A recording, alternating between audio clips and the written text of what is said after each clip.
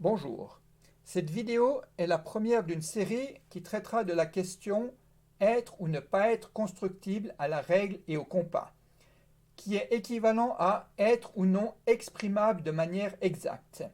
Et je dirais qu'un nombre réel ou complexe est exprimable de manière exacte s'il peut être écrit à l'aide des nombres rationnels, des 4 opérations, plus, moins, fois, divisé, et de l'extraction de la racine carrée.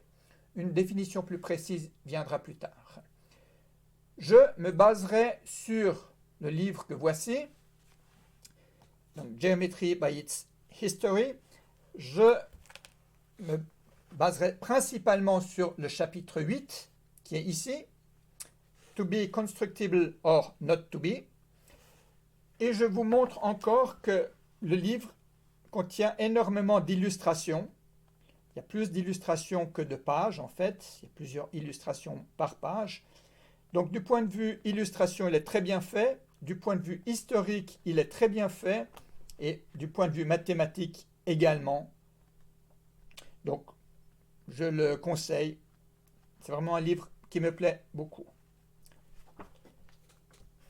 Je vous montre un site web qui est référencé ici et qui sera donné sous la vidéo, où on peut acheter le livre.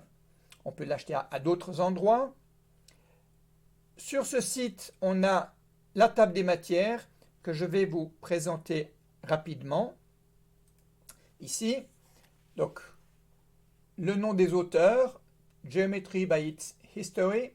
Et puis, si je le fais défiler rapidement, ça ne sert à rien d'y aller lentement. Vous avez accès à cette table des matières depuis le site que je vous ai présenté. Donc là, on a la préface. Ça montre un tout petit peu le style, si vous voulez.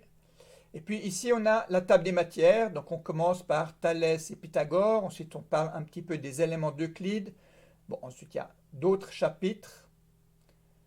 Et moi, je vais donc me baser principalement sur ce chapitre 8, To be constructible or not to be.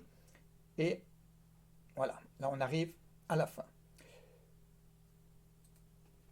Donc, je traiterai les questions suivantes. Peut-on construire à la règle et au compas des angles de 20, 10, 2 et 1 degré, ce qui est équivalent à la question peut-on exprimer de manière exacte le cosinus de ces mêmes angles.